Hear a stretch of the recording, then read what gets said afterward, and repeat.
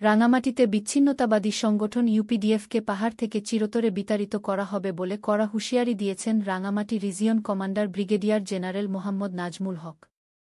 আপনারা দেখছেন সমাজের চিত্র টিভি সংবাদ। রাঙামাটি থেকে আলমগীর মানিকের ভিডিও চিত্রে দেখুন বিস্তারিত।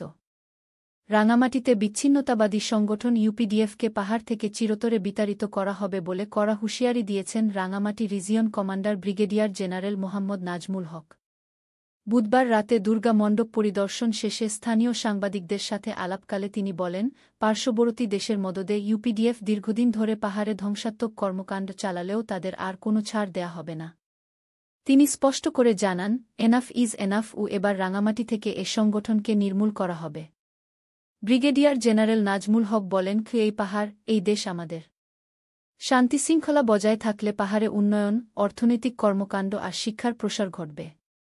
কিন্তু কুচক্রী মহল সবসময় বিভেদ সৃষ্টির চেষ্টা করছে, যা আমরা হতে দেব না। খাগড়াছড়ির সংঘাত প্রসঙ্গ, পূজামণ্ডপে সাধারণ মানুষের উপস্থিতি ছিল নজরে পড়ার মতো। সাম্প্রতিক খাগড়াছড়ির সংঘাত প্রসঙ্গ টেনে তিনি বলেন, কুচক্রী মহল বিভেদ সৃষ্টির চেষ্টা করলেও রাঙামাটি ঐক্যবদ্ধ থেকে শান্তি বজায় রাখতে পেরেছে। পূজা মণ্ডপ, নিরাপত্তা বাহিনীর টহল, জেলা প্রশাসক, পুলিশ সুপারের পরিদর্শন, শারদীয় দুর্গোৎসব ঘিরে রাঙামাটিতে নেওয়া হয়েছে কঠোর নিরাপত্তা ব্যবস্থা।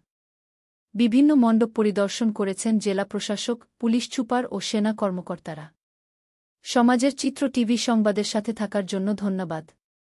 সবার আগে আপনার এলাকার সংবাদ পেতে আমাদের চ্যানেলটিকে সাবস্ক্রাইব, লাইক, ফলো দিয়ে সাথে থাকুন। পরবর্তী সংবাদ শোনার আমন্ত্রণ রহিল।